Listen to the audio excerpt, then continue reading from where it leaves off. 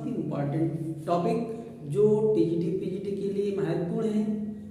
आज हम लोग पढ़ेंगे भाषा विज्ञान। भाषा विज्ञान में ही टॉपिक हमारा है हिंदी भाषा का उद्भव। किस तरह से हिंदी भाषा का उद्भव हुआ, आइए समझते हैं। भारत में प्रमुख रूप से आर्य परिवार एवं द्रविड़ परिवार की भाषाएं बोली जाती हैं और जो आर्य परिवार है, उत्तर भारत की जो भाषाएं हैं वो आर्य परिवार कहलाती हैं।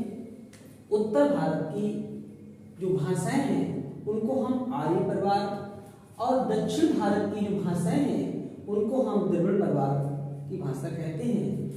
उत्तर भारत की जो आर्य भाषाओं में संस्कृत सबसे प्राचीन, जिसका प्राचीनतम रूप ऋग्वेद में मिलता है।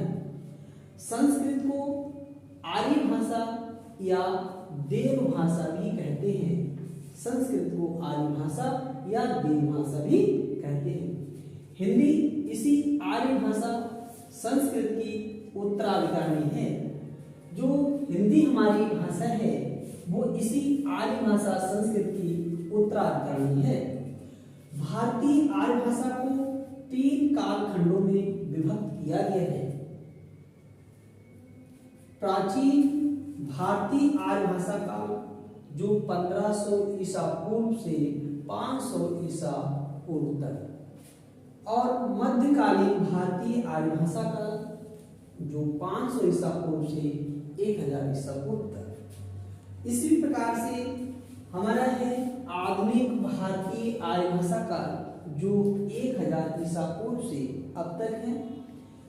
आइए हम लोग इसको गहराई से पढ़ते हैं कि नंबर 1 पर जो आपका प्राचीन भारतीय आर्य भाषा काल है, उस प्राचीन भारतीय आर्य भाषा काल में क्या क्या चीजें हैं इसमें समझेंगे। इसमें वैदिक संस्कृत और लौकिक संस्कृत की 2 भाषाएं थी। वैदिक संस्कृत और लौकिक संस्कृत की 2 भाषाएं थी। तो वैदिक संस्कृत में संस्कृत को भारतीय भाषाओं की जननी कहा जाता है। वैदिक संस्कृत में वेद, उपनिषद, उपवेद, वेदांत, अरण्यक, ब्राह्मण ग्रंथ आदि लिखे गए।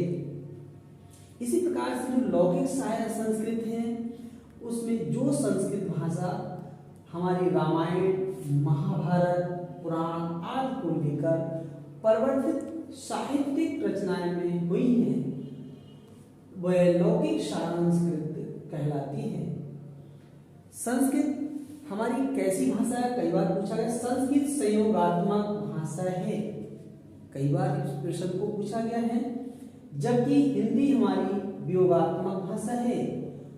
हम लोगों ने आज एक कालखंड को पढ़ा, दूसरा कालखंड हम लोग अगले वीडियो में पढ़ेंगे। टॉपिक रहेगा मध्यकालीन भारतीय आर्य भाषा काल जो 500 ईसा पूर्व से 1000 ईसा पूर्व तक चला।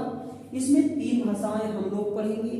पाली भाषा जो 500 ईसा पूर्व से 1 ईस्वी तक है, और जो प्राकृतिक भाषा है वो 1 ईस्वी से 500 ईस्वी तक, और इसी में तीसरी भाषा हम पढ़ेंगे अपभ्रंश भाषा जो 500 ईसा पूर्व से ईसा से लेकर 1000 ईस्वी तक है। तो इस तरह से हम नेक्स्ट वीडियो में मिलते हैं। ठीक है मित्रों, आपको हमारा वीडियो कैसा लगा प्लीज इसे लाइक करें, और हमारे चैनल पर पहली बार हैं तो इसे सब्सक्राइब करें। ठीक है, चलो मिलते हैं नेक्स्ट वीडियो पर। धन्यवाद।